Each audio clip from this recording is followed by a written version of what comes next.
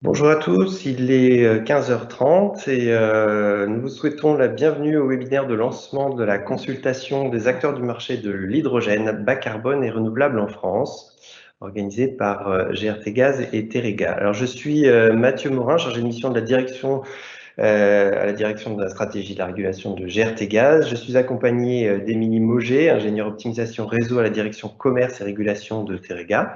Et nous serons tous les deux les animateurs de cette session d'information et les garants du respect des calendriers, du déroulement de cette consultation. Alors, je rappelle que ce webinaire est enregistré et sera intégré en replay sur les sites internet de GRT Gaz et Terega. Alors, quelques informations techniques avant de commencer.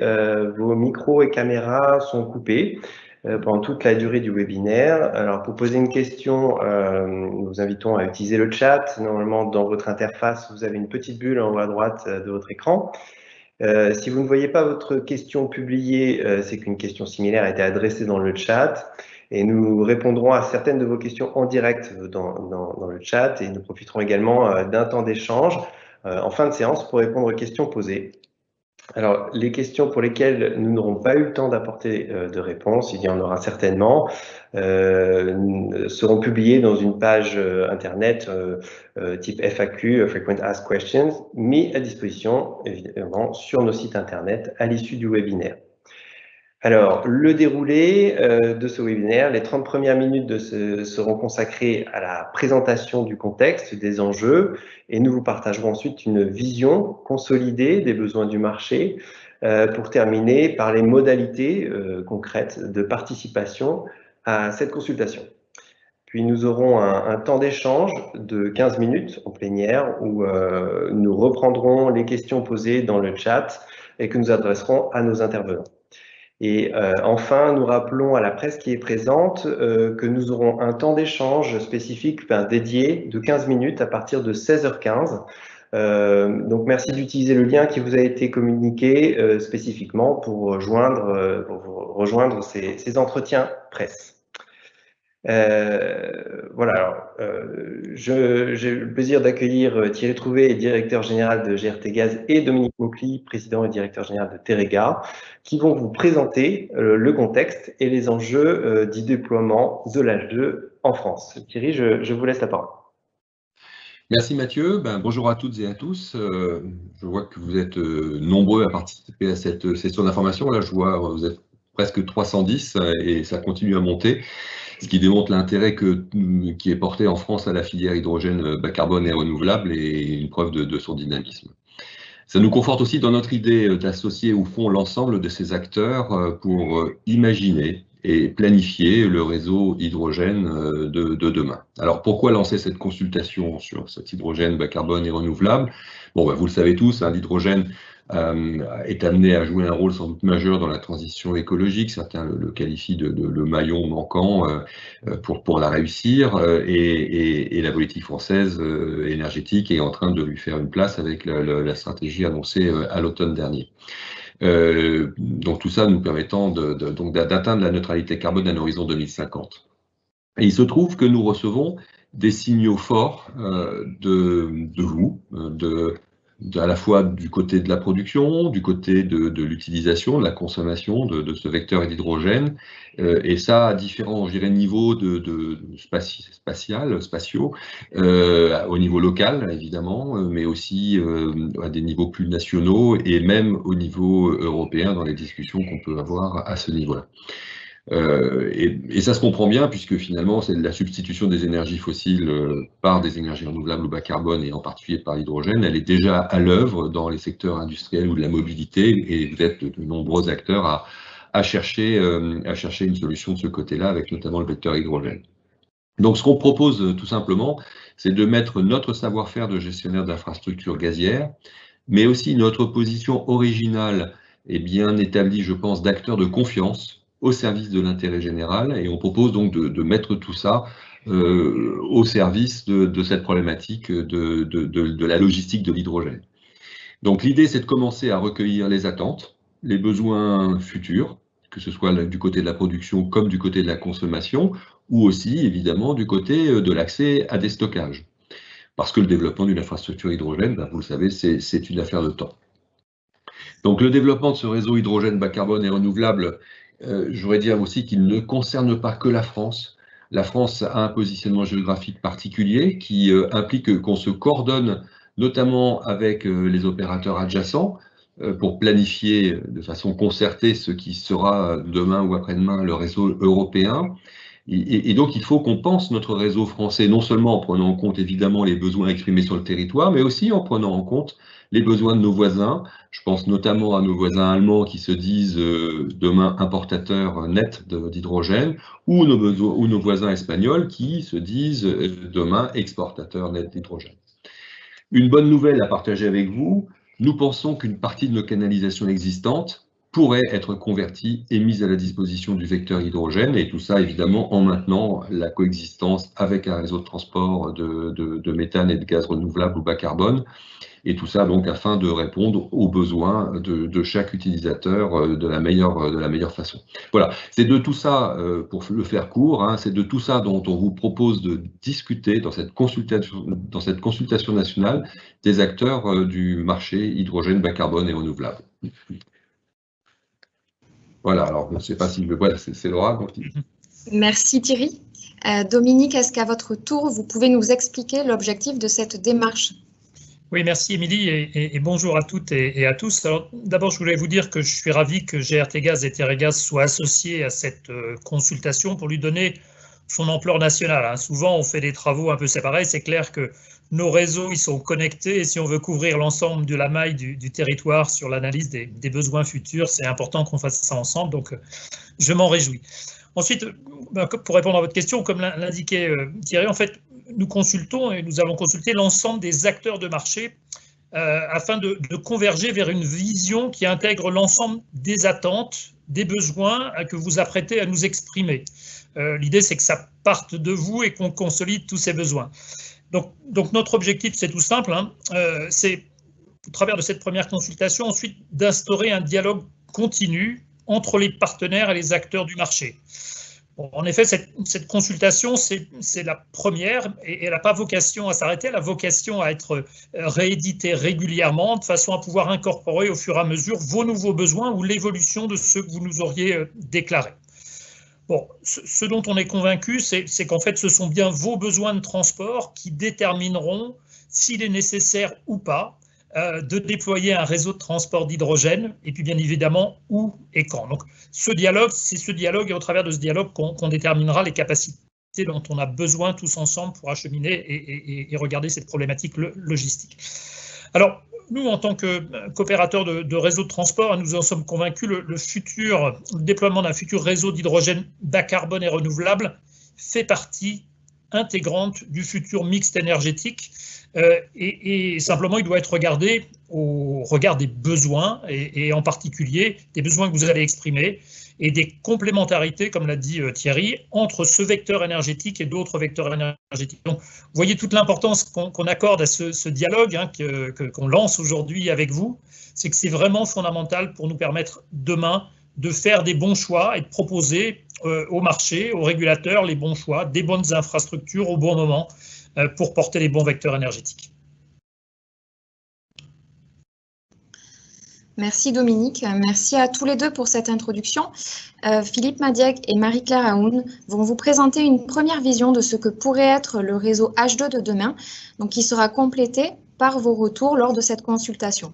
Je vais laisser la parole à Philippe Madiègue, directeur de la stratégie et de la régulation chez GRT Gaz. Philippe, c'est à vous. Merci beaucoup Émilie, bonjour à tous. Alors, pour rentrer un peu dans le vif du sujet et sans vouloir préempter finalement ce qui va être une remontée, mais nous avons essayé de projeter là quelques prévisions, projections du marché de l'hydrogène en France à échéance 2030, 2040, 2050. Et on observe tout de suite que finalement, des projections, il y en a plusieurs. Il y en a qui sont finalement assez modeste, hein, comme on peut voir dans la SNBC aujourd'hui, qui a 40 TWh d'hydrogène en 2040, mais qui avait été faite avant le plan de relance et avant la stratégie hydrogène de la France. Et à l'inverse, on a évidemment des scénarios qui sont beaucoup plus ambitieux, comme celui de France Hydrogène, où on a des quantités d'hydrogène qui vont jusqu'à 220 TWh. Donc le cône est assez large. Nous-mêmes avons fait quelques tirs autour de 200 Tera. Le scénario prospectif de RTE dit hydrogène plus avoisine les 150 TWh. Donc on voit qu'on a un cône assez large. Et ce qu'on revoit tous aujourd'hui, ce qu'on peut constater, c'est que la SNBC est probablement le scénario qui est le plus bas aujourd'hui dans l'ensemble des scénarios qui sont portés à connaissance publique. Ce qu'on remarque également, c'est que dans ces scénarios, dès 2030, finalement, on peut avoir des quantités d'hydrogène assez conséquentes, hein, puisqu'on oscille entre quelques dizaines de Tera à pas loin de 76 TWh pour France Hydrogène. Ce sont des quantités qui sont très significatives et évidemment qui vont largement au-delà de l'hydrogène aujourd'hui, du marché de l'hydrogène, ou en tout cas de l'hydrogène dans ses usages actuels dans l'industrie. Et évidemment, ce qui nous interpelle, nous, et ce qui nous aide à dimensionner ce réseau, c'est non seulement de connaître ça, mais évidemment de connaître quel profil finalement on a besoin dans ces 76 Tera. Est-ce qu'on en a besoin de façon continue dans l'année? Est-ce qu'on en a besoin fortement à certains moments de l'année? Est-ce qu'on en a besoin dans des périodes particulières de façon très forte et le lendemain moins forte? Deuxième point qui est important pour dimensionner un réseau, c'est évidemment de savoir où ils sont ces actifs, où sont les actifs de production, où sont les actifs de consommation, où sont les zones de production et de consommation, et dans quelle mesure finalement l'équilibre offre-demande au niveau d'une plaque nécessite ou pas un transport, une logistique de l'hydrogène entre ces sites. Enfin, le dernier point qui est important pour le dimensionnement du réseau, au-delà de ces volumes et d'où ils sont placés, c'est finalement dans l'année comment ils sont séquencés. Alors le séquencement ou le profilage, c'est évidemment quand et à quel moment. Est-ce qu'il y a besoin de stocker cet hydrogène? Est-ce qu'on a besoin de le stocker dans des petits volumes, dans des gros volumes, c'est-à-dire pour des durations fortes ou pas fortes ou longues? Et finalement, est-ce que la progression qu'on imagine là, est-ce qu'elle est vue par vous ou pas, avec le même laps de temps, et quelles sont les zones de forte certitude, les zones d'un peu moins de certitude et les zones de forte incertitude? Donc évidemment, vous voyez bien que ce n'est pas à partir de ces courbes telles qu'elles sont dessinées à gauche qu'on peut dessiner les besoins de logistique, c'est bien en allant beaucoup plus au fond des choses, en localisant, en séquençant, en regardant les capacités à la pointe notamment d'utilisation. On ne parle pas obligatoirement de pointe climatique évidemment. C'est là et c'est à partir de ces informations qu'on commence à pouvoir dimensionner le réseau. Et comme on le sait tous, hein, dans ces matières de logistique d'énergie, mieux on prévoit les besoins et moins la logistique est chère parce que mieux on peut dimensionner les réseaux. Et c'est bien dans cet esprit-là finalement qu'on souhaite et qu'on attend de vous, et on la souhaite fortement, qui est que vous nous apportiez un éclairage sur l'ensemble de ces déclinaisons qui permettent ensemble collectivement, évidemment, de designer le dimensionnement des infrastructures et de la logistique en général, tel qu'on pourrait la prévoir pour adresser ces volumes. Merci beaucoup Philippe. Alors Marie-Claire, vous êtes responsable du pôle relations institutionnelles de Terega.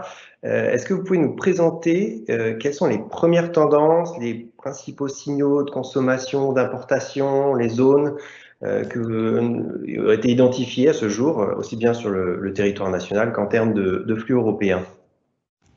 Merci Mathieu, bonjour à tous. Alors effectivement, on voit quelques zones de consommation émerger sur le territoire français. Ces zones aujourd'hui, elles regroupent plutôt des bassins isolés, des clusters ou des vallées hydrogènes qui sont plus étendues, et elles se forment surtout autour de plateformes industrielles et des zones portuaires. Alors on le voit sur la carte à Dunkerque, sur la carte sur l'axe Paris-Le Havre, autour de la vallée du Rhône, dans le sud-ouest autour de Lac et de Toulouse par la Nouvelle. On voit aussi un cluster autour de Bordeaux et de Nantes à Saint-Nazaire. Et puis à l'est, un cluster régional se déploie aussi à la frontière allemande et luxembourgeoise. Et puis dans le sud, on voit autour de Marseille, Fos et Toulon. Ce sont des zones de consommation qui semblent émerger à ce jour. Face à cela, face à ces zones de consommation, le transport d'hydrogène suppose aussi des zones de production. Et donc, on a besoin aussi d'identifier ces zones de production pour assurer la rencontre de l'offre et de la demande. C'est donc bien l'objet de cette consultation, pouvoir récupérer, comme l'a souligné Philippe Madiec, la localisation et la temporalité des volumes d'hydrogène consommés et produits. Et donc, en complément de ces enjeux domestiques nationaux, on l'a souligné aussi en introduction, la France bénéficie évidemment d'une situation géographique très favorable, qui est, on voit au nord-ouest de l'Europe, au niveau de la Belgique, des Pays-Bas et de l'Allemagne, on voit nos homologues, les gestionnaires de réseaux de transport qui nous font part de signaux forts en matière de demande. Et de l'autre côté, dans le sud, on voit aussi, côté espagnol, une offre potentielle, compétitive et abondante qui peut émerger du côté donc de la péninsule ibérique et puis pourquoi pas à l'avenir du côté de l'Afrique du Nord. Donc, en complément de ces besoins de consommation, l'idée, ça serait aussi que la France puisse prendre un rôle important en termes de transit et pouvoir effectivement s'inscrire dans cet écosystème européen autour de l'hydrogène.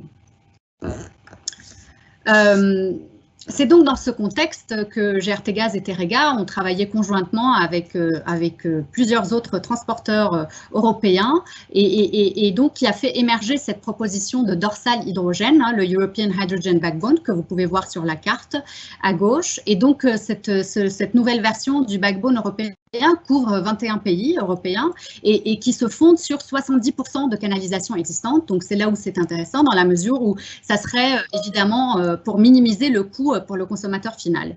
Alors ce backbone, c'est évidemment une approche graduelle, progressive. On irait d'abord vers les vallées hydrogènes dont on a parlé, où se concentrent les premiers producteurs ou utilisateurs d'hydrogène issus de reformage d'énergie fossile. Et puis au fur et à mesure, on voit l'augmentation de la demande et de la production et du développement de la production. On voit des artères s'interconnecter, faisant émerger un réseau interrégional d'abord, puis européen, jusqu'à arriver en 2040 vers ce réseau mature d'hydrogène qui pourrait effectivement interconnecter plusieurs pays, donc la Belgique, l'Allemagne, la Suisse et l'Espagne et évidemment la France. Il s'agit bien évidemment d'une vision, ce n'est pas un plan d'investissement. Pour la France, on a notamment imaginé 3 points d'interconnexion, comme vous pouvez le voir sur la carte, qui pourraient interconnecter la France avec l'Espagne, donc à l'horizon 2040, évidemment si la demande et l'offre et les conditions de marché sont au rendez-vous. Il y a évidemment le stockage dont on a parlé. Donc, par exemple, dans le sud, les capacités de stockage du réseau de Teréga permettraient là aussi de mettre en réserve la production intermittente d'hydrogène vert et de garantir la sécurité d'approvisionnement vers le nord du territoire. L'idée donc sous-jacente de ce backbone est que si nous voulons aller vite et accroître la compétitivité de l'hydrogène, il faudrait relier ces différentes zones de production et de demande entre elles, ce qui permettrait de massifier et de réaliser des économies d'échelle sur le marché de l'hydrogène. Et puis, comme on l'a dit, ça permettrait aussi de nous inscrire dans la dynamique européenne. Comme on l'a dit, on voit au niveau des pays du Nord-Ouest de fortes ambitions, donc au niveau de l'Allemagne notamment, et puis le Sud, au niveau de la péninsule ibérique, il y a de fortes ambitions en matière d'exportation de l'hydrogène. Donc, il s'agit d'une première proposition. Pour l'affiner et permettre d'aller plus loin, nous avons besoin d'avoir des précisions sur vos besoins de transport d'hydrogène, ce qui nous permettrait de cartographier plus finement les zones de production, les zones de consommation et donc d'imaginer le réseau de transport pour connecter ces localisations sur le long terme. Merci de votre attention. Merci Marie-Claire et Philippe pour ces premiers éléments. Nous allons avec Mathieu Morin vous expliquer les modalités de cette consultation. Ouais, voilà. Alors comme nous l'avons dit en introduction, il s'agit d'une démarche pérenne puisque nous allons lancer cette démarche tous les ans ou 2 fois par an pour être au plus près de vos besoins en matière d'H2. Donc cette consultation est destinée à tous les acteurs de l'H2, privés comme publics, consommateurs comme producteurs, actuels ou futurs utilisateurs et bien d'autres. Donc cette consultation comprend plusieurs outils et plusieurs étapes. Donc tout d'abord, nous avons un site internet dédié à la consultation qui est accessible depuis les sites institutionnels de GRT Gaz et de Teréga. Sur ce site internet, vous allez retrouver le replay du webinaire, mais toutes les informations également relatives à cette consultation. Vous aurez également un questionnaire donc, qui est à destination de tous les acteurs du marché de l'H2. Ce questionnaire nous permettra de recenser vos besoins et votre vision en matière d'H2. Donc, il sera disponible à l'issue de ce webinaire jusqu'au 11 juillet. Et donc, il se suivra d'ateliers territoriaux, d'échanges bilatéraux que nous réaliserons courant septembre sur des thématiques bien spécifiques ou des problématiques régionales. Enfin, cette consultation se soldera par une restitution que nous réaliserons courant du mois de décembre, à l'image donc de ce webinaire d'aujourd'hui. Nous vous avons remis nos 2 adresses mail via lesquelles nous restons donc disponibles pour d'éventuelles questions ou remarques tout au long de cette consultation. Et puis, je vais laisser Mathieu vous expliquer plus en détail ce que nous attendons dans ce questionnaire. Mathieu, c'est à toi. Merci, Émilie. Alors, effectivement, ce questionnaire, nous l'avons dit, a vocation à recueillir vos besoins et attentes en matière de transport d'hydrogène. Alors, l'idée est bien de collecter des informations, comme l'a dit Philippe Madiec, en termes de volume consommé, produit, de localisation, mais également l'évolution de ces volumes dans le temps. Alors, le questionnaire en tant que tel s'adresse à tous les acteurs du marché, tous ceux qui s'intéressent de près ou de loin au marché de l'hydrogène.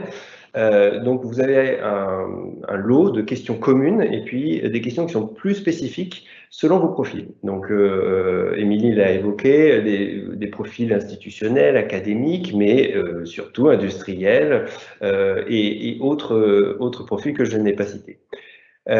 La structure de ce questionnaire est faite en 2 parties. La première partie, c'est plutôt une vision, des questions qualitatives. Donc, on va vous demander comment vous envisagez ce développement du marché hydrogène, quelle est votre vision, et puis la stratégie de votre organisation, que vous soyez une collectivité territoriale ou une entreprise du secteur, quel est le rôle de l'H2 dans votre stratégie de décarbonation.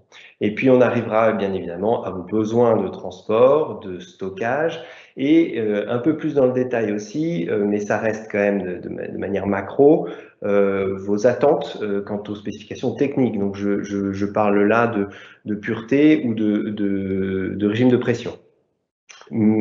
Ça, c'est pour la partie, on va dire, qualitative. Et puis, sur la partie quantitative, c'est là où on va récupérer, on va dire, ce triptyque, volume, évolution dans le temps et localisation.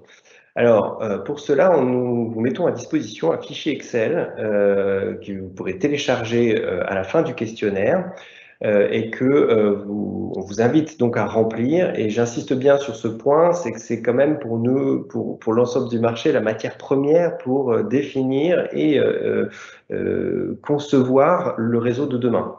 Dans ce questionnaire-là, on vous invite à aller dans le détail, par site, par projet, de donner la localisation et pour chaque site, de donner les volumes de production, de consommation, également les capacités. Alors, les dates vont de 2022 jusqu'à 2032. On propose aussi ce que vous renseignez des échéances plus lointaines, à 2040 ou 2050. On sait très bien, on ne sait pas encore où on sera en 2040 et en 2050. Mais si vous avez déjà des idées, n'hésitez pas à fournir un maximum d'informations. Je rappelle évidemment que ces informations-là sont collectées via un outil d'un prestataire qui s'appelle Vocazza. C'est pour ça qu'il y a le petit V dans cette planche. Donc c'est un prestataire de questionnaire, de sondage qui est français. Toutes vos données sont hébergées en France. Et nous vous rappelons que l'idée de ce questionnaire, c'est de restituer en fin d'année une vision possible d'un déploiement de réseau, sachant que vos projets, vos données seront agrégées et resteront anonymes. Voilà, je crois que j'ai tout dit pour le questionnaire. Évidemment, à la suite de cette consultation, ou même pendant, nous sommes à votre disposition pour mettre en place des échanges bilatéraux. Si vous pensez qu'il est nécessaire d'aller plus dans le détail avec GRT Gaz ou Terega, donc n'hésitez pas à nous contacter sur les adresses mail qui s'affichent. Et également, si vous avez des problèmes techniques ou des questions sur comment renseigner le formulaire, n'hésitez pas également à nous contacter.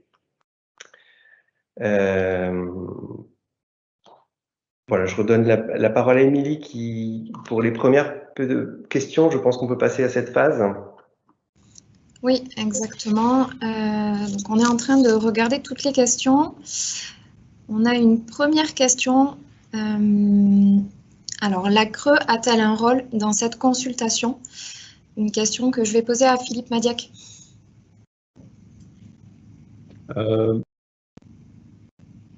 Merci Émilie. La CRE, pour l'instant, n'a pas de rôle particulier, puisque vous savez que l'hydrogène n'est pas un marché qui est régulé. D'ailleurs, pour l'instant, c'est un marché qui n'est pas le marché du vecteur énergétique. Donc non, à la question, la réponse est non. Évidemment, la CRE est invitée et partage avec nous l'ensemble de ces éléments, hein, évidemment. Oui, on l'a informé en amont du lancement de cette consultation, elle est invitée. Mais actuellement, c'est vrai que ce n'est pas une activité qui est de son ressort en termes de régulation, puisqu'il n'y a pas de régulation. On peut peut-être passer du coup à une deuxième question. Est-ce que du point de vue régulatoire, le réseau français est prêt pour voir l'H2 circuler? Et quand est-ce que l'on pourrait commencer à recevoir des demandes de connexion par des producteurs indépendants d'H2? Je soumets cette question. Peut-être que Thierry, vous souhaitez y répondre? Il y a beaucoup de questions, je trouve, dans cette question, parce que d'un point de vue régulatoire, il y a deux façons de l'interpréter. Ça peut être la régulation économique, du style de celle que la CRE fait. Donc là, on a répondu, il n'y en a pas aujourd'hui, donc tout est possible. Ça peut être aussi la régulation du point de vue de la sécurité industrielle. Et donc là, la réponse est, il est possible de transporter de l'hydrogène dans des canalisations. Ça se fait déjà, hein, en France. Il y a quelques centaines ou dizaines ou centaines de kilomètres de canalisation dédiées à l'hydrogène. Donc il y a une réglementation qui existe aujourd'hui en France et qui permet ça. On peut le comprendre aussi, alors d'un point de vue technique, là j'extrapole un petit peu la question, c'est-à-dire est-ce qu'il est possible de transporter, alors soit d'un point de vue technique, soit d'un point de vue régulatoire de l'hydrogène dans une canalisation qui a servi à transporter du méthane? Donc la réponse de notre point de vue est oui. Alors ça nécessite un certain nombre de précautions techniques et ça nécessitera probablement aussi un certain nombre de discussions sur le plan régulatoire. L'autre aspect de la question, c'était quand est-ce qu'on pourra raccorder ou quand est-ce qu'il y aura des demandes où on pourra raccorder des demandes. Alors là, il y a déjà des demandes. Alors simplement, on a aujourd'hui, j'ai le sentiment, des demandes, mais je parle sous contrôle de Philippe ou de Mathieu, on a des demandes d'acteurs, pour Terega pourra préciser de son côté, je pense que c'est similaire, d'acteurs qui se proposent éventuellement d'injecter soit de l'hydrogène, soit un mélange d'hydrogène et de méthane dans le réseau de gaz existant, donc pour faire du mélange. Donc ça, on a déjà ce type de demande. On a aussi des contacts, et d'ailleurs c'est la raison pour laquelle on a pris cette initiative ensemble. On a aussi des acteurs qui nous disent, nous on aimerait bien pouvoir transporter de l'hydrogène sur 10, 20, 100, 30, enfin 100 km selon les cas, et dans ce cas-là, voilà, d'où ce travail que nous lançons. Je ne sais pas si certains veulent compléter. Non, enfin, moi je vais juste pour le compte de Terega confirmer ce que tu dis, c'est-à-dire qu'effectivement, du point de vue régulatoire, économique, il n'y a pas de règle. Concernant l'injection, on a aussi des demandes d'injection d'hydrogène dans les réseaux, mais à ce stade, si effectivement techniquement on sait répondre, du point de vue économique, on ne sait pas répondre non plus, et ça pose également la question, cette question d'injection dans nos réseaux pose aussi la question de l'hydrogène dans les réseaux adjacents, et c'est tout ça qu'il faut maintenant qu'on construise, et on construira d'autant plus vite qu'on aura une vision la plus large possible, justement, des quantités qu'il faudra transporter, et du coup, on pourra interpeller et le régulateur et les acteurs économiques au sens large pour regarder quelles sont les meilleures solutions. On va enchaîner avec une nouvelle question. Est-il envisageable de créer ou d'adapter des réseaux locaux en dehors de ces grandes infrastructures pour la création d'écosystèmes locaux avec des productions, consommations plus modestes? Peut-être que Dominique, vous pouvez poursuivre. Oui, bien sûr, il est tout à fait possible d'imaginer la constitution de réseaux qui sont des réseaux locaux adaptés à des consommations plus modestes. On a déjà d'ailleurs ce type de demande sur les territoires. Notre vision à nous, c'est que petit à petit, de toute façon, le marché de l'hydrogène va se construire avec sans doute des départs ou des démarrages qui peuvent être locaux, mais ensuite une intégration parce que, comme l'ont dit tout à l'heure les intervenants, le marché de l'hydrogène, il va aussi avoir besoin d'optimiser ses coûts et de répondre à des besoins qui sont des besoins un peu plus massifs que les besoins purement locaux. Et tout à coup, on va se retrouver avec des réseaux locaux et des productions locales elles-mêmes en compétition avec des productions qui peuvent être des productions plus massives, ou peut-être pas en compétition, mais ça on le verra le moment venu, et à l'issue justement de ces consultations qu'on fait et auxquelles vous répondrez. Donc la réponse à votre question, c'est oui. Ensuite, le lien entre ces réseaux locaux et le réseau plus large, eh bien, il va se construire au moment opportun. Et je pense que cette consultation nous permettra justement de savoir quand et à quel endroit ce sera opportun éventuellement de connecter tous ces réseaux. Notre idée, c'est quand même que dans un horizon qui est l'horizon 2040, etc., la consolidation de la logistique hydrogène massive va se faire. Si Thierry, si tu as des éléments complémentaires à rajouter. Pas mieux, pas mieux. Alors oui, une autre question, peut-être que alors je vais l'adresser à Marie-Claire Aoun. On me pose la question, est-ce que ce serait un réseau de transport d'hydrogène vert uniquement ou d'hydrogène de manière générale, quel que soit le moyen de production?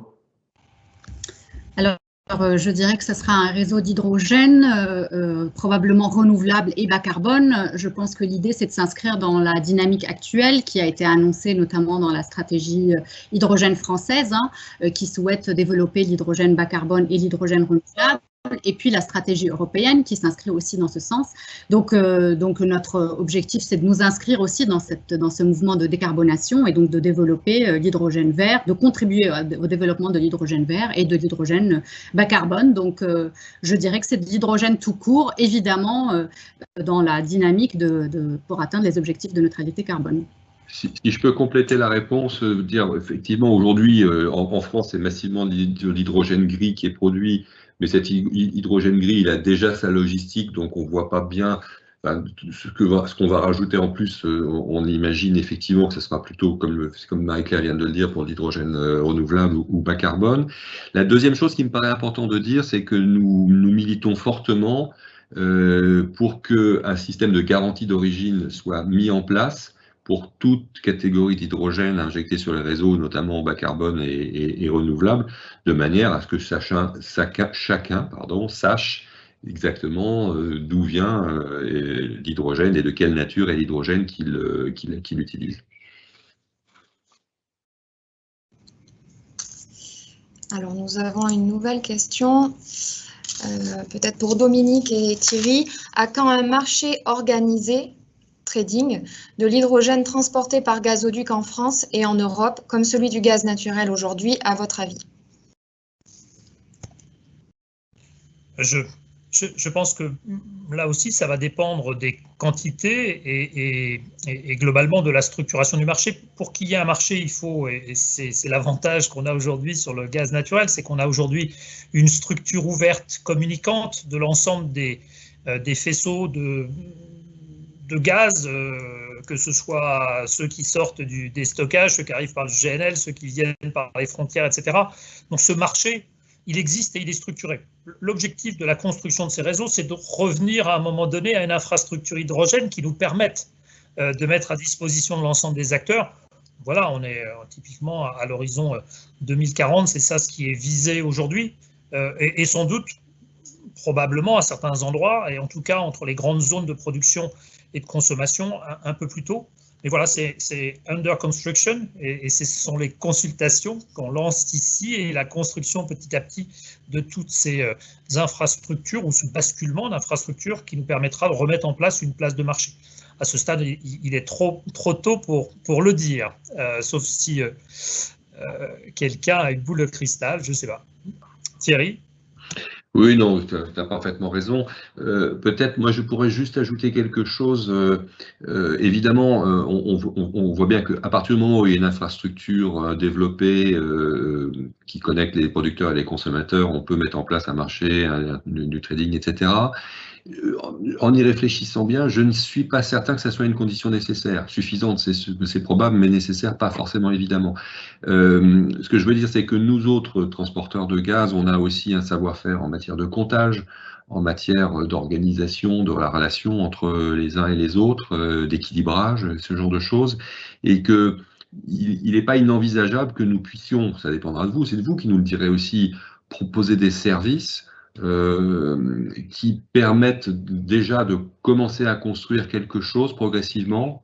Je réfléchis peut-être en parlant, mais avant même que l'infrastructure physique soit complètement disponible. En tout cas, ça serait sans doute intéressant d'avoir votre avis sur ce sujet-là.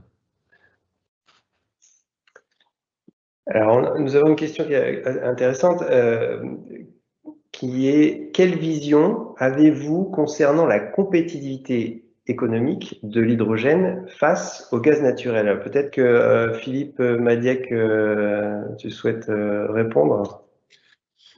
Alors là, pareil, hein, on n'a pas de boule de cristal. Ce qu'on sait, c'est que dans toutes les prévisions, et on les a montrées un petit peu tout à l'heure, il y avait un fort taux d'hydrogène dans le mix énergétique. Pourquoi il y a un fort taux d'hydrogène dans le mix énergétique? Parce qu'il y a des usages qui sont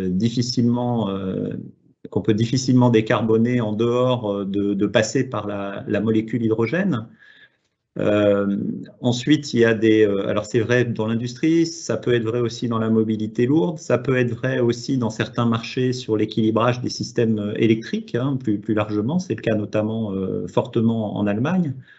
Donc je dirais que le coût de production est une chose, le fait que l'hydrogène dans ses usages trouve avec un prix et un coût de production raisonnable une voie de satisfaire une partie des segments. Ça, je pense que c'est plus ou moins démontré. Après, ce qu'il faut voir aussi, c'est que ce sont des technologies qui sont connues aujourd'hui technologiquement, qui sont toutes à un stade pré-industriel, je dirais, pour la plupart, ou industriel sur des petits volumes. Aujourd'hui, il y a beaucoup de projets qui imaginent des électrolyseurs à forte capacité. Donc c'est quelque chose, l'argent public va alimenter assez fortement ces productions. Par ailleurs, comme on l'a vu un petit peu tout à l'heure, il y a des zones qui sont plus ensoleillées que d'autres, il y a des zones qui sont plus venteuses que d'autres. Et on peut rajouter à ça toutes les technologies qui se développent aussi ou qui se redéveloppent pour certaines, qui sont de l'hydrogène bleu, fait par pyrolyse par exemple.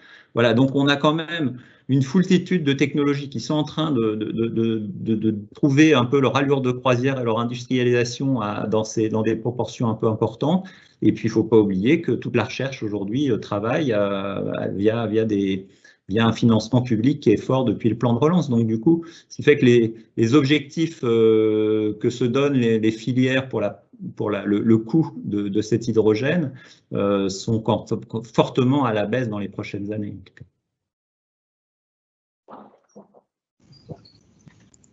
Alors, une nouvelle question. D'après vous, pour décarboner sa consommation de gaz, doit-on obligatoirement s'adapter à l'hydrogène? Une question peut-être pour Marie-Claire et Philippe.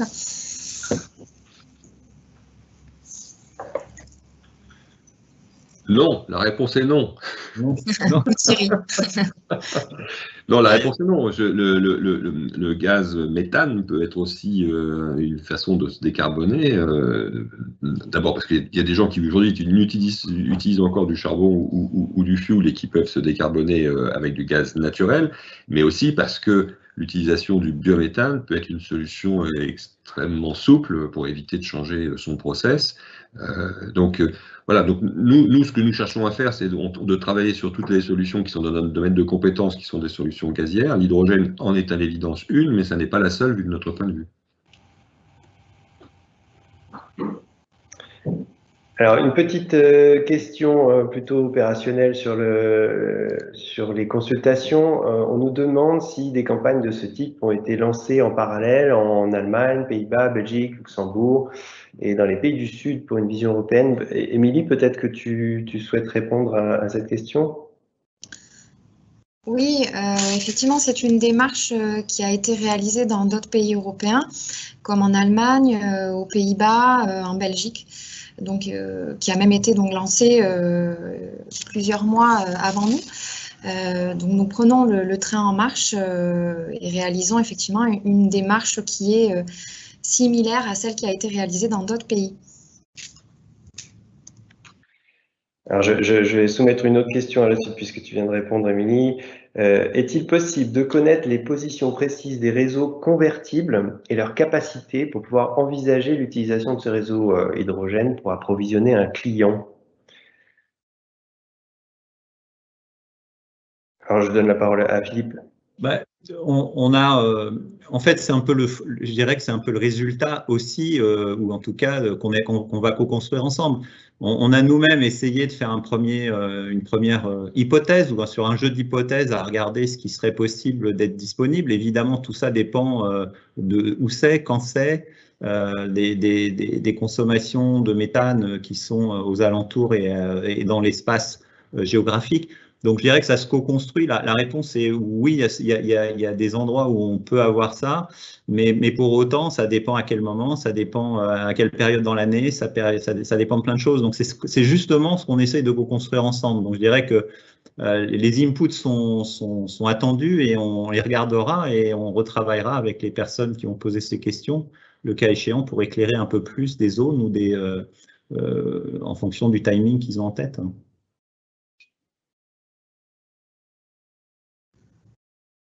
Alors, une nouvelle question. Croyez-vous à l'hydrogène issu de biomasse? Une question peut-être pour Dominique et Thierry. Oui, alors effectivement, il y a de l'hydrogène, il y aura de l'hydrogène issu de biomasse. Après, c'est comme tout, c'est-à-dire que cet hydrogène, il peut être pur ou il peut ne pas être pur, et puis tout dépendra aussi de son coût de production, à comparer au coût de production d'autres natures d'hydrogène, en commençant par l'hydrogène fatal, et puis ensuite les hydrogènes produits de façon un petit peu plus massive, mais bon, c'est possible. Maintenant, la réponse économique n'est pas encore complètement évidente. Alors, il y a une question technique, on va en prendre encore deux, je pense. Pour une collectivité, comment pouvons-nous répondre sur des questions type volume et temporalité qui relèvent de projets portés par des industriels et qui sont souvent confidentiels? Faut-il rester seulement sur nos besoins liés à nos flottes? Alors, je vais prendre la question. En tant que collectivité, effectivement, vous avez certainement dû entendre parler de projets. Nous invitons à ce que les projets soient listés ou au moins répondus dans le formulaire par les entreprises qui en ont la gestion. Néanmoins, cela ne vous empêche pas de pouvoir éventuellement y répondre, mais sachez que ces informations restent confidentielles et seront agrégées et anonymes. Donc, si vous ne souhaitez pas que vos projets apparaissent dans cette agrégation, il faudra absolument que vous nous alertiez si vous voulez nous transmettre des informations ou bien ne pas les transmettre. Mais je rappelle évidemment que la planification optimale, elle sera grâce à vos réponses. Donc, plus vous serez de répondants et plus la planification sera optimale. Peut-être un complément juste pour dire, pour ceux d'entre vous qui ne sont pas des acteurs du gaz naturel, cette démarche que nous lançons aujourd'hui dans le domaine de l'hydrogène, c'est une démarche qu'on conduit depuis 10 ans au moins, Terega et nous, dans le domaine du gaz naturel, qui est codifié d'ailleurs, pour le coup, dans le gaz naturel au niveau européen. Et donc, nous avons l'habitude de recueillir des besoins qui sont souvent confidentiels pour les porteurs de chaque projet individuel, d'en garantir la confidentialité.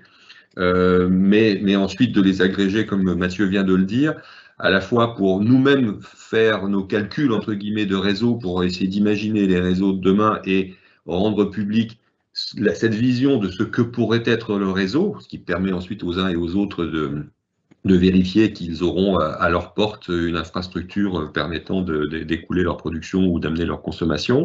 Voilà, donc on a l'habitude de gérer les besoins et les particularités en termes de confidentialité de tous ceux qui nous parlent. Donc ça, c'est quelque chose que vous pouvez faire en toute confiance vis-à-vis de nous, puisque c'est vraiment un processus auquel nous sommes parfaitement habitués dans le domaine du gaz naturel. Je pense qu'on peut prendre une dernière question, Mathieu. Est-ce qu'on arrive à l'issue de ce webinaire? Oui, je pense qu'on peut prendre simplement cette petite minute pour conclure et laisser peut-être Thierry et Dominique dire un mot pour la fin. Oui, bien sûr. Thierry?